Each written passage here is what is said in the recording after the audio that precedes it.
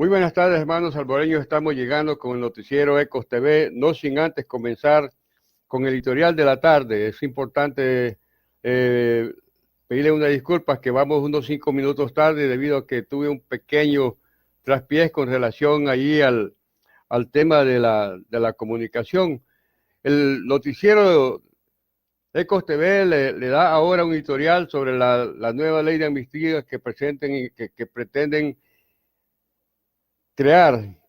La nueva ley de amnistía que pretende crear es inconstitucional. Tras 12 años de conflicto bélico interno y tras llegar a un acuerdo de cese de fuego entre la Fuerza Armada de El Salvador, la FARC y los grupos insurgentes liderados bajo el movimiento de guerrilla, y quien posteriormente se convirtiera en institución política, el Frente Farabundo para la Liberación Nacional, FMLN, el 31 de diciembre de 1991 en Nueva York, Estados Unidos, y su oficialización el 16 de enero de 1992 en Chapultepec, México, donde se hizo un proceso de investigación y de pericia sobre los hechos cometidos durante el conflicto armado, mismos que fueron dados a conocer a través de organismos establecidos en los acuerdos de paz firmados por ambos sectores y la Comisión de la Verdad de El Salvador. En los acuerdos de paz se reconoció que los casos de graves violaciones a los derechos humanos deben de ser sancionados y de conformidad con las leyes en los siguientes términos: la superación de la impunidad. Se conoce la necesidad de esclarecer y superar todo señalamiento de impunidad de oficiales de la Fuerza Armada, especialmente, y no solamente de la Fuerza Armada, porque aquí es una de las cuestiones también que estamos tocando con ustedes, que luego lo vamos a desmenuzar, especialmente en todos los casos donde esté comprometido el respeto a los derechos humanos. A tal fin, de las partes remiten la consideración y la resolución a punto a la Comisión de la Verdad. Todo ello sin prejuicio del principio. Las partes igualmente reconocen de que los hechos de esta naturaleza, independientemente del sector al que pertenecen los autores, deben de ser objeto de actuación ejemplarizante en los tribunales de justicia a fin de que se aplique a quienes resulten responsables en las sanciones contempladas por la ley. La propuesta de la nueva amnistía para los crímenes de guerra que ahora discute la Asamblea Legislativa es peor que la ley que fue declarada inconstitucional en el 2016. Esta es la opinión también de Sidney Blanco, uno de los magistrados constitucionalistas que firmó esa sentencia para expulsar la amnistía de 1993. La propuesta parece ser una broma de mal gusto y está pésimamente redactada frente a las contradicciones en sí misma. Es ambigua y contradice abiertamente no solo la sentencia de la sala, sino también las disposiciones constitucionales, añadió Sidney Blanco en una entrevista que le hiciera El Faro el 7 de marzo. El diputado también Rodolfo Parker, el borrador del 19 de febrero de 2019, tras 8 meses de trabajo de una comisión a los que las organizaciones víctimas de la guerra cuestionan su integración entre dos diputados exmilitares, un ex asesor del Estado Mayor, un excomandante guerrillero. El documento plantea una nueva amnistía incondicional, absoluta, para todos los crímenes, excepto los de lesa humanidad. Pero en ese caso, los imputados solo podrán ser sancionados con trabajos de utilidad pública. La propuesta prohíbe las penas de prisión y de responsabilidad civil. La propuesta tiene una tendencia y una inclinación para favorecer a los criminales. No se les puede detener, sino por la tercera edad no van a tener responsabilidad, o sea, falta poco para que se diga que además se les va a indemnizar por haber molestado en un proceso judicial. Es importante también que en el país el FMLN, que en un principio aprobó y ahora da marcha atrás, e incluso la alta comisionada de los derechos humanos de las Naciones Unidas, también Michelle Bachelet, instó a los diputados a no aprobarla. También Blanco añadió deficientes técnicas en el documento y encuentra difícil de creer que haya sido aprobado por un diputado. No sé si si lo encargó a alguno que no tenía ni idea de cómo redactarla. Me parece que es una cosa tosca, incomprensible, que no vale la pena ni siquiera calificarlo como un anteproyecto de ley.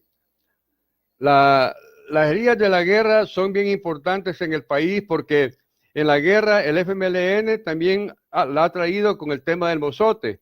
Y para que ustedes sepan que cuando uno ha vivido lo acaecido en el mozote es básicamente porque Monterrosa era básicamente el que tenía liderada con el batallón Atlacat, que fue uno de los batallones aguerridos. Pero también aquí no tenemos que mentir. Noticiero TV, el compromiso es con usted y con la nación. Recordemos también que los escuadrones de la muerte fueron creados por un sector y por el otro. En el caso de los comandos urbanos también que tuvo el FMLN, también eran escuadrones de la muerte. Y recordemos que la derecha en el país, al ver que mataban a Borgonovo, que secuestraban a McKenty, que secuestraban a Matsumoto, que asesinaron a un vicepresidente de la República, como el doctor, como don Raúl Molina Cañas, que fue el de la fábrica Lido, donde miran que asesinan a una gama de personajes como el papá de la Lourdes Rodríguez de Flores, que luego se casó con Paco Flores, como fue el doctor Rodríguez Sport. En la guerra, ninguno estaba exento de no dispararse. En el caso particular, yo también soy víctima de esa guerra fratricida que nos impuso la Unión Soviética a través desde el 1932. Cuando uno se va a meter a dar estas opiniones, tiene que ser responsable con lo que dice y con lo que hace. Es una vulgaridad lo que quieren que la izquierda ahora se venga a querer echar para atrás cuando lo mejor sería y lo más prudente y lo más sensato, si bien es cierto que el país tiene otros problemas de mayor envergadura y es importante también tener la responsabilidad, y lo mejor sería que ambas partes se sentaran y que las dos partes le pidieran perdón al país, porque ya después, en el caso de nosotros, nos hace falta el pariente, pero ya no lo podemos sacar de la tumba. Pasó, y lo importante es que en el noticiero de Ecos TV queremos decir al pueblo que es importante que las heridas de la guerra no se deberían trastocar, porque el FMLN también no tiró cohetes, también tiraron balas. Recordemos que así como, claro, como pasó con don Roberto Poma, que lo secuestraron y lo asesinaron y todavía le pidieron 10 millones de colones de aquella época, y todavía sí se los dan, y cuando se lo dan, que lo enterraron allá en los planes de Renderos. Y claro, como él era un hombre que practicaba también taekwondo, que lo entrenaba Saúl Beltrán, que era uno de sus empleados en la empresa Solaire, para no salirnos del contexto, y así como eso, a Pecorini y a tanta gente importante que mataron también, como al rector de la universidad también, que fue asesinado. Entonces, todas estas cosas son de suma importancia que se tienen que decir en el país. En la guerra, nadie, absolutamente nadie estuvo exento de esta situación. Entonces es importante también hacer un time out en estas cuestiones, y también la Asamblea va a ser un mal engendro, un maldito mal engendro, cuando se favorece a unos para afectar a otros. La Fuerza Armada en el país siempre tuvo un rol preponderante, y una de las cosas que sí es increíble, que la Fuerza Armada, después de los acuerdos de paz que se firmaron el 16 de enero en Chapultepec, guardaron las armas y se sometieron a a reconstruir el país de todo lo que había hecho la guerrilla. Recordemos que el ejército también, al ser conformado el ejército se conformó básicamente por partes iguales de la guerrilla y del ejército en mención. Y básicamente uno de los que está dirigiendo hoy la policía también viene de las filas del FMLN. En Noticiero TV básicamente son las 12:47 y vamos a seguir informando con ustedes. En este punto también es interesante hacer una pequeña reflexión. ¿Habrá tirado silbadores la guerrilla en la guerra? El señor Cruz Solís, en los tiempos de la guerra, también el que era dueño del Hotel Ramada Inn, le vendía las armas a los dos sectores. Entonces, en la guerra fue un mercado para hacer cada flagrancia de la situación económica, política y social de la nación.